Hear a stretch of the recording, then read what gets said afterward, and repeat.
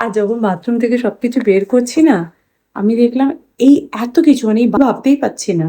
চোখে দেখলাম মনে হয় কিছুই তো নেই, ফাঁকাই তো বাথরুম, কিন্তু এত কিছু রয়েছে। তাও আবার থাকে এই শেলফটাতে, ওইদিকে বাতেরিয়ার শেলফটাতে, এই নিচে হয়ে গেছে। তো এখন একটু ভিজে ভিজে আছে, একটু শুকিয়ে যাক, তারপর প্রোডাক্টগুলো সব আমি ভেতরে ঢুকিয়ে ফেস্টিভ্যাল ফিল হয়। যাই হোক, সন্ধে দেওয়া হয়ে গেছে, এরপর একটু চা খাবো। চা চা না খেলে ভালো লাগে? তাহলে তো ইভিনিংটা ইভিনিংই মনে হবে না, তাই না? সেই জন্য 1 কাপ গরম গরম চা বানাই।